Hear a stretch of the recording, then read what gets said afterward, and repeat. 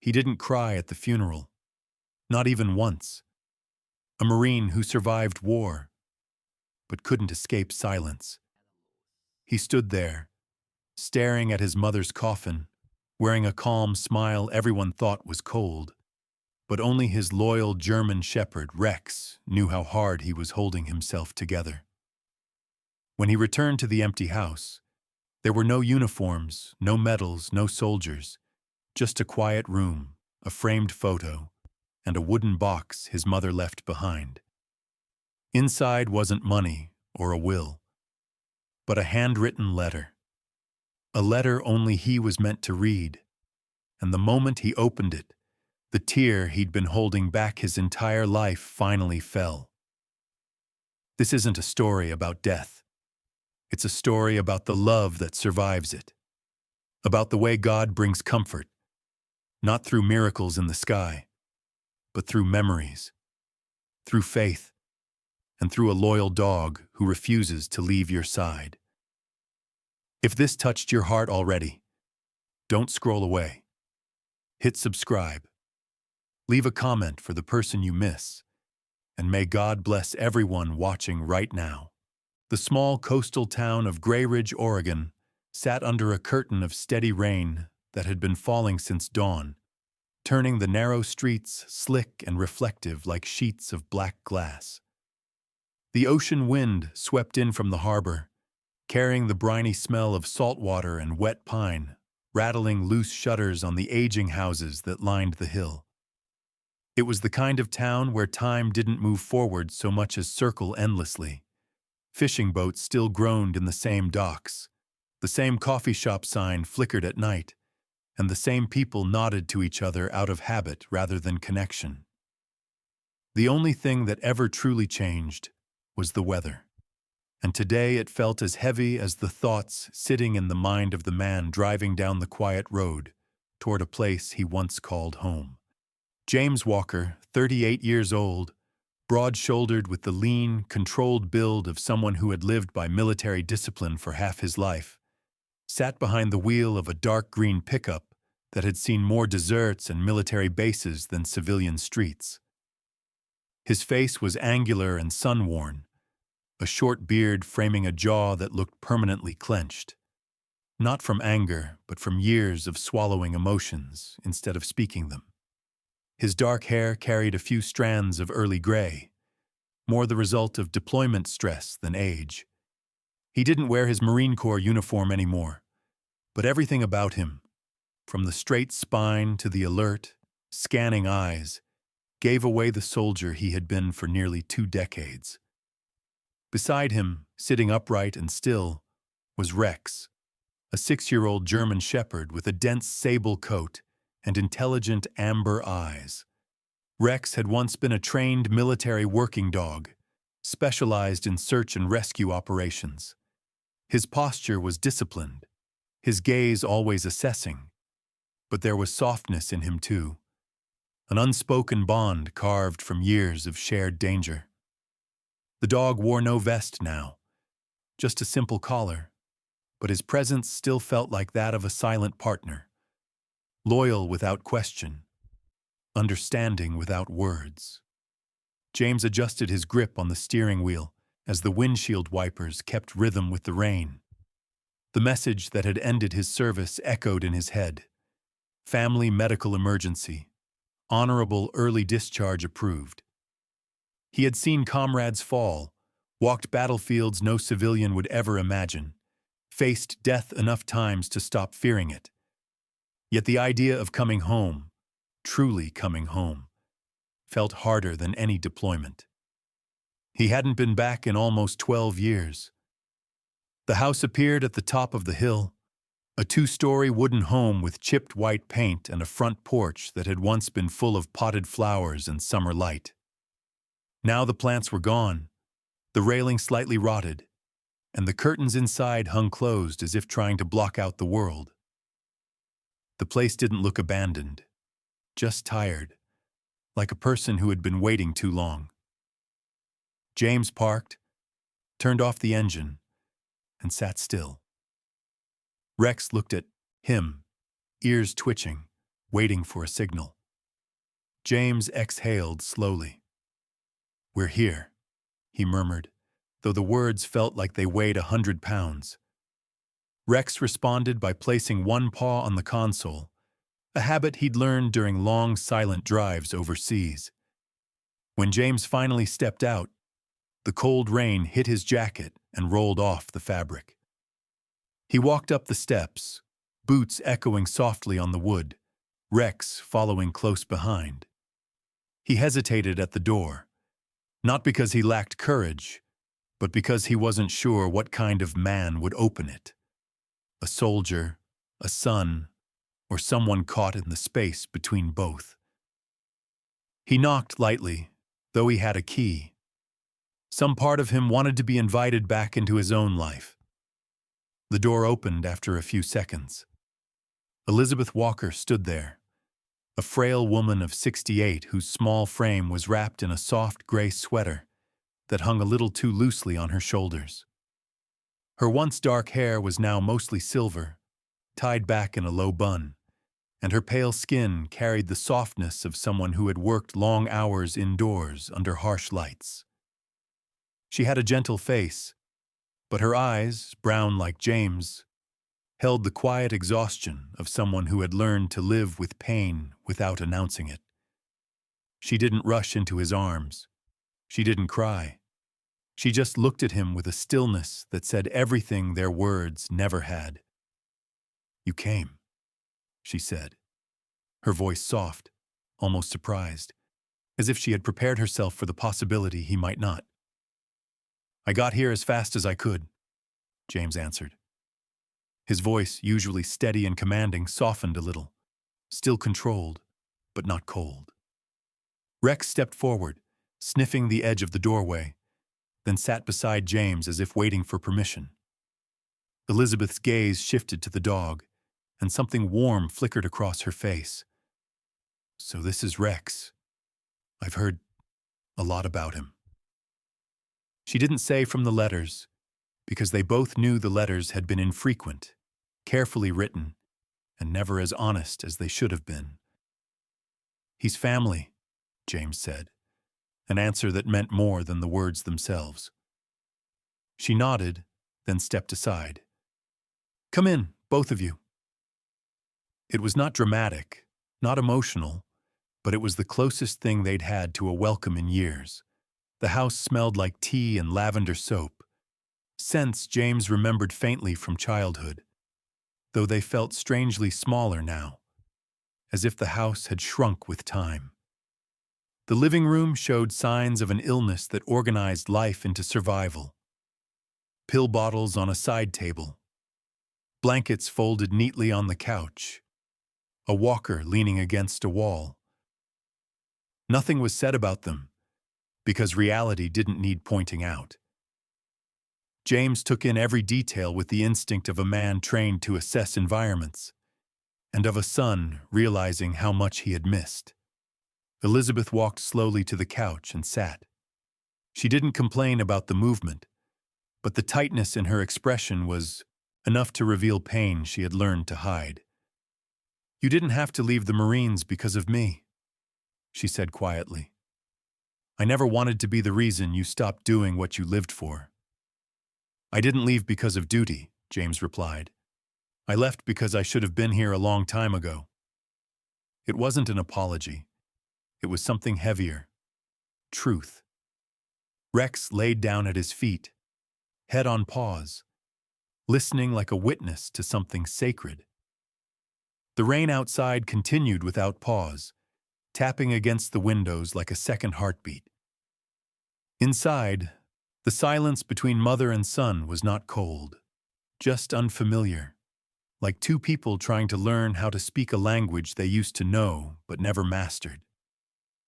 And that was how the first day began, not with tears, not with dramatic reunions, but with a quiet, awkward, necessary beginning. A man returned not as a hero, but as a son. A woman finally allowed herself to rest, knowing she wasn't alone anymore. And a loyal dog settled into a home he had never seen, but somehow already understood. It was the first step into a past they had both avoided, and the first fragile attempt to build something before time ran out. The rain finally stopped the next morning, leaving the town washed clean but still wrapped in a gray softness that felt gentle rather than bleak. A thin layer of mist clung to the trees behind the house, and the scent of wet earth drifted in through the cracked kitchen window where Elizabeth sat with a blanket over her lap, her breathing slow but steady. James stood at the counter making breakfast, not in the rushed, mechanical way he used to in base kitchens, but with a quiet attention that felt unfamiliar to him. He cracked eggs into a pan, listening to them fizz, while Rex lay stretched out beside the table, ears perked every time Elizabeth shifted in her chair, as if guarding her with silent devotion. James wasn't used to moving this slowly. Years of military schedules conditioned him to eat in 6 minutes and leave before the chair cooled. Yet here, every action had weight. Every sound, every pause, every moment spent glancing at his mother to check if she was in pain. He had learned to treat wounds under fire, to stop bleeding with pressure, to pull bodies from rubble. But this was different. This required presence, not skill. Elizabeth watched him with a soft expression, her posture slightly slumped from fatigue, her eyes showing gratitude even when her words stayed quiet. Later that day, James helped her walk to the living room where an old wooden chest sat at the base of a shelf. Inside were photo albums stacked neatly, untouched for years. When he opened the first one, the plastic pages crackled, and there they were, sunlit moments from a past he had never really looked at. A 7-year-old boy holding a paper flag at a school parade. A teenage James standing stiffly in a graduation gown, with Elizabeth beside him, smiling in a way that looked both proud and exhausted. Her hair then had been rich brown, her face fuller, her eyes brighter. The camera had captured what he forgot to remember. She hadn't always been sick, old, or distant. They looked through the album slowly. James pointed out details she had forgotten, and she filled in memories he never knew. Why she worked nights at the hospital, why she saved every receipt, why she never remarried after his father left. Not because she didn't want love, but because life became a contract of survival, not a place for second chances. That afternoon, James helped her into a long beige coat and took her outside for a short walk. The air was cold but calm, and the ground still glistened with rain. Rex walked beside them, occasionally circling ahead, then returning, nose twitching, tail relaxed. His presence made the silence feel safe rather than empty. A few neighbors saw them from porches, surprised but kind.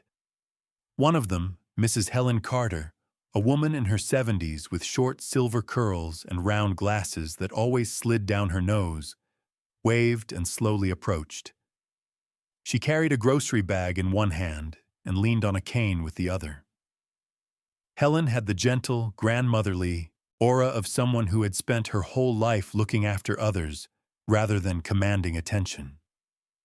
She wore a floral sweater, loose slacks, and walked with a slight limp, the result of an old car accident she sometimes joked about, but never fully explained. Her voice was warm, soft, raspy from age, but full of sincerity.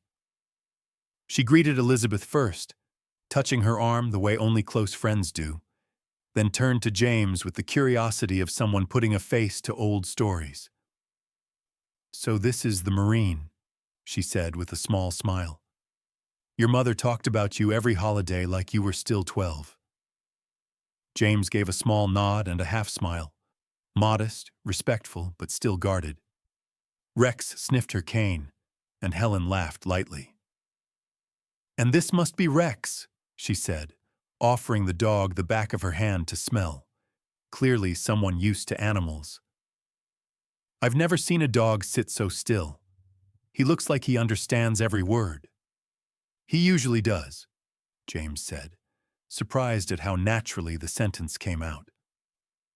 As they continued walking, Helen mentioned she still dropped off soup sometimes and reminded James where Elizabeth kept the emergency numbers taped inside the pantry door.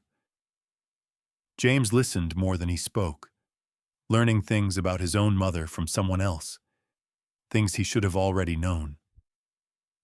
That night, after helping Elizabeth to bed, James sat on the porch steps. He watched the town lights flicker through the mist, while Rex rested his head on his knee. It was quiet in the way battlefields never were, but the silence here wasn't empty. It was healing.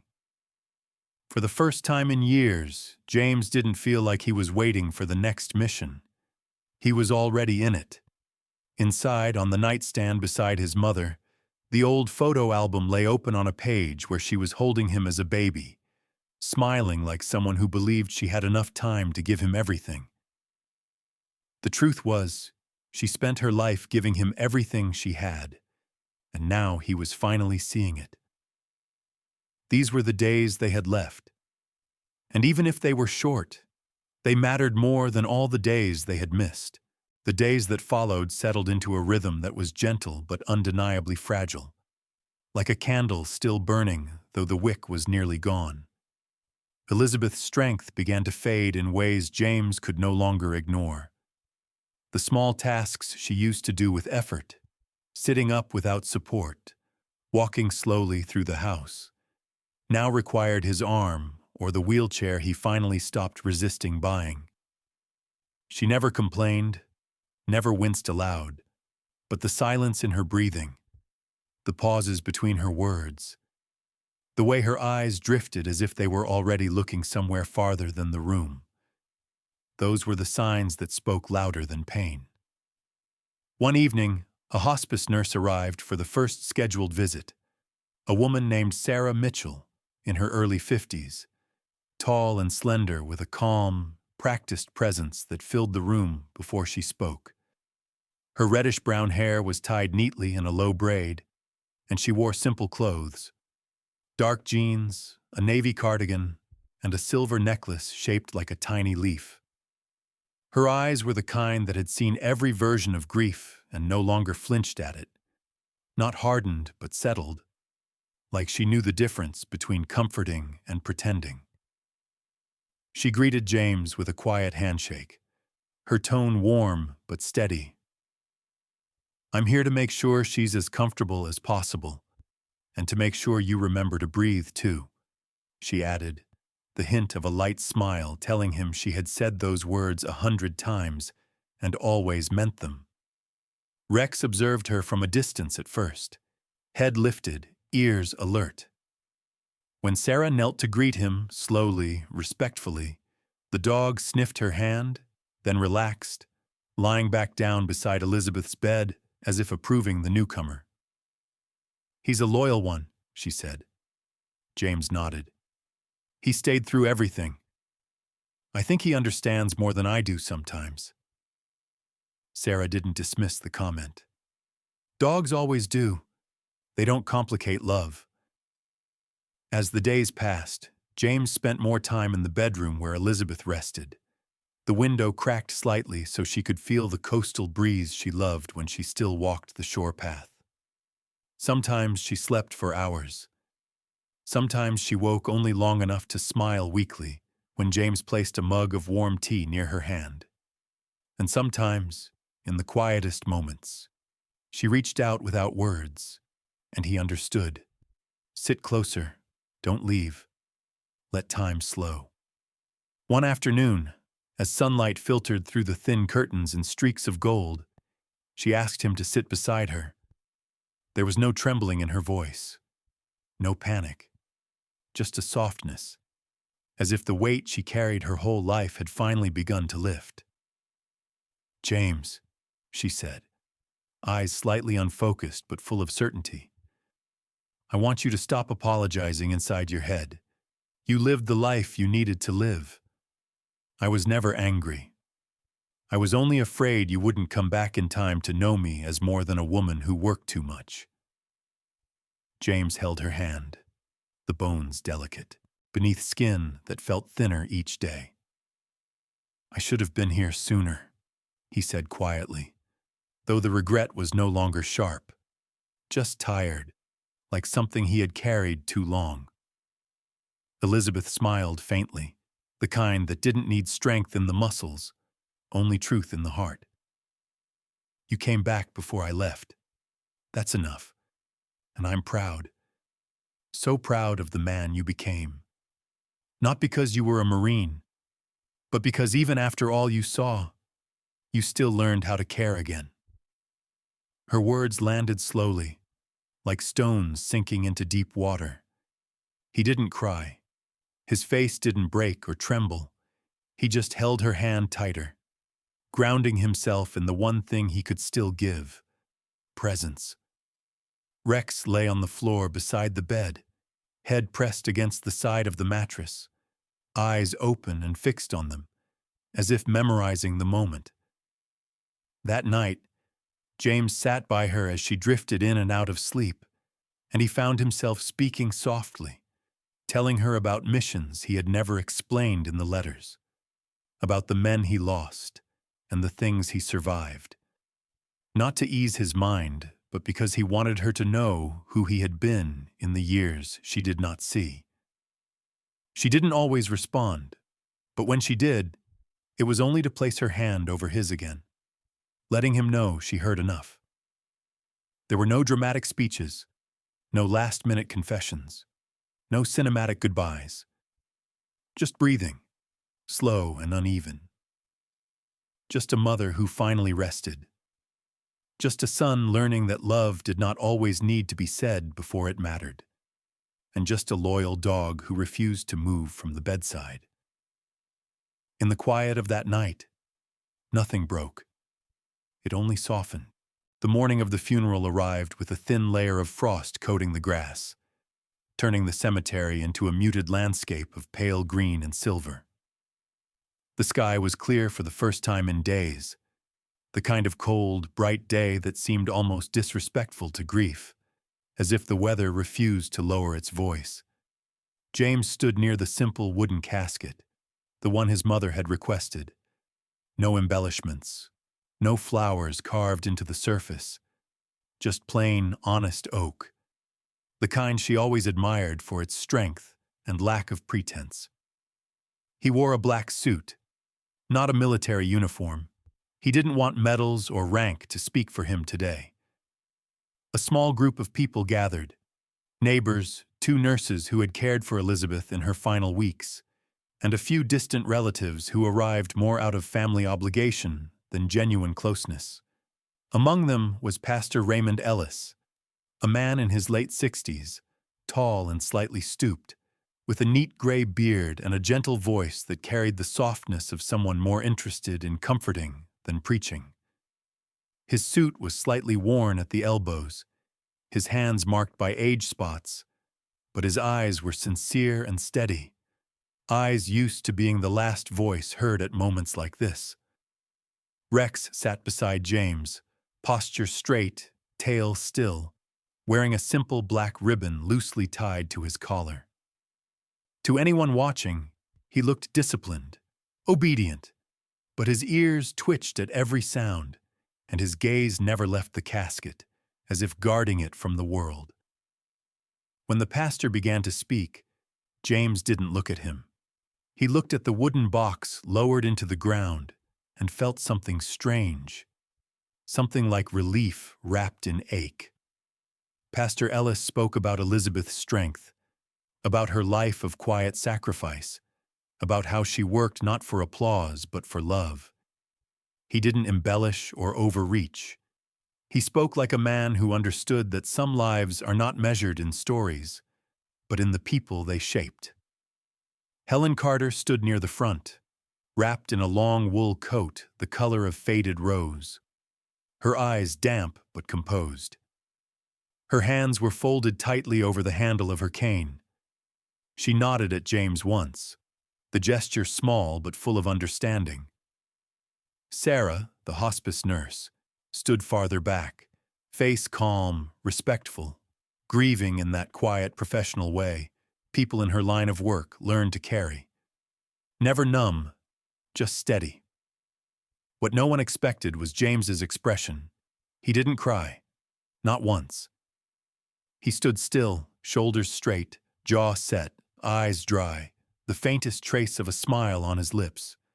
Not a happy one, but a peaceful one. To some, it looked cold. To others, distant. Someone whispered, "Maybe the military changes a man like that." Another murmured, "He barely looks sad." They didn't understand. They never would. Because James wasn't smiling for himself. He was smiling for her. Because for the first time in months, she wasn't in pain. She wasn't losing breath. Wasn't fighting to stay awake. Wasn't being carried from room to room. She was free in a way the living couldn't understand yet.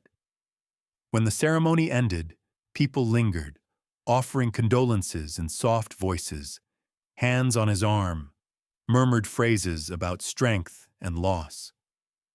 James nodded politely, but the words passed through him like wind through empty halls. Only one person didn't speak, Sarah. She simply placed a hand on his shoulder, the same way she always comforted the families of the dying. Support without intrusion. James looked at her and gave a small nod back. No words were needed. Rex remained at the graveside after the others left, refusing to move until James touched his head and whispered, "Let's go, boy." The dog rose slowly, as if the weight of the moment sat in his bones too. Back at the house, the silence was different now. Not heavy, not tense, just hollow. The empty spaces were no longer waiting for something to happen. They just existed.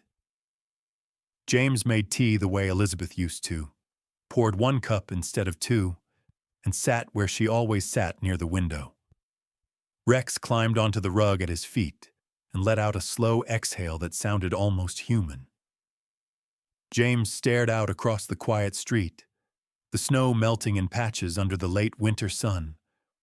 Only then, with no one watching, with no words to interrupt him, did his face finally change. His jaw loosened, his eyes closed, and though no tears fell, his entire body felt the weight of everything he had been holding in place. Rex lifted his head and rested it on James's knee, offering the one thing no person had been able to give him that day: silent company. And for the first time since he returned home, James allowed himself not to be strong, just to be. The house felt different the moment James stepped inside. It wasn't just quiet. It was hollow, like sound itself refused to exist in a place that once held someone's breath, footsteps, and small daily noises that had gone unnoticed until they disappeared. The hallway looked the same. The framed photos still hung in their usual places, but everything felt paused, like the world was waiting to see what he would do now that there was no one left to care for but himself. James took off his coat and placed it on the same hook his mother used for decades. The motion was automatic, but the silence after it was sharp. He had been trained to adapt to barracks, bases, temporary shelters, and war zones. But this, living without a voice calling his name, without the sound of a teacup on the counter, without a reason to check on someone in the next room, felt harder than anything the Marines had put him through. Rex walked ahead, then stopped halfway into the living room, turning back when he realized James hadn't followed. The dog waited, head slightly lowered, tail still, sensing the weight in the room before a single tear had fallen. James finally moved, but instead of sitting in his usual chair, he went to the bedroom. Her bedroom, the door still half open from the morning of the funeral. The bed was neatly made, the blanket pulled tight the way the nurse had left it, the nightstand still holding the last glass of water she never finished. He sat on the edge of the bed and looked around, not searching for anything, just trying to feel something other than the numbness that had carried him through the burial. There were no medical supplies anymore, no soft beeping machines, no scent of disinfectant. Only the smell of her lavender lotion, faint but still there, like it refused to leave before he was ready. That was when it hit, not in a dramatic burst, not in a breaking scream, but in a slow wave that started in his chest and rose until his throat tightened. He leaned forward, elbows on his knees, head in his hands, and the tears finally came. Not silent, not restrained. Full, shaking, uncontrollable. He cried the way a man cries when there is no one left to be strong for. His breath kept breaking, his shoulders trembling, years of compressed emotion pushing through a crack that had finally split open. Rex approached quietly. No whimpering, no nudging, just presence. The dog sat beside him, close enough that James could feel his warmth. When James lifted his head, eyes red, he didn't speak to the empty room. He spoke to Rex, because Rex was the only living witness to the version of him no one else had seen. "It's just us now," he said, voice shaking. "Just you and me. But she's not hurting anymore. That's the only thing that makes this not unbearable." Rex didn't lick his face or push into him like other dogs might. Instead, he rested his chin gently on James's leg, his breathing steady, a silent anchor. And somehow, that wordless comfort was more powerful than any human touch could have been. It wasn't pity. It wasn't sympathy. It was loyalty. Unconditional, grounding, real. After some time, James stood and walked to the closet. There, tucked inside a small wooden box, was something he'd seen only once. A bundle of handwritten letters, tied with a thin ribbon. The handwriting was unmistakably hers, slanted, clean, a little shaky near the end. He opened the first envelope. The paper smelled faintly of dried flowers. "If you're reading this, it means I didn't get the chance to say everything I wanted. So I will say it here. You were never a burden. You were always the reason I worked, the reason I stayed strong. I didn't raise you to stay by my side forever. I raised you so you would know how to stand on your own and still love deeply. If you ever doubt whether you were enough, remember this. You were my proudest choice." His hands shook as he placed the letter down, not because of the words, but because she had written them knowing he might need something to hold when she couldn't be there. He closed the box gently and exhaled, not in surrender, but in acceptance. Grief wasn't something to get over. It was something to live with, like a shadow you learned not to fear. James stood, looked around the room one last time, then walked out and closed the door, not slamming it, just easing it shut with the quiet respect of someone saying goodbye in the only way left. In the living room, Rex followed him to the couch and curled up beside his feet. James placed a hand on the dog's back and said softly, almost like a promise, "She's still with us, just not in the way we were used to." Outside, the wind blew against the windows, the world still moving even when pieces of him had stopped. But inside the house, something new began. Not a fresh start, not healing, but the first step into a life where love no longer had a voice, but would always have an echo. And Rex would walk through it with him. Sometimes, the greatest miracles do not arrive with thunder, light, or angels in the sky. Sometimes, a miracle is simply the love that remains after someone is gone. A hand you can no longer hold, but still feel. A voice you no longer hear, but still remember. A mother's love that didn't end with her last breath. It lives on in the way we walk, the way we love, the way we choose to keep going. Maybe God doesn't always stop the pain, but He gives us the strength to survive it. He gives us loyal companions like Rex, silent reminders that we are never fully alone. And he gives us memories, not to break us, but to heal us.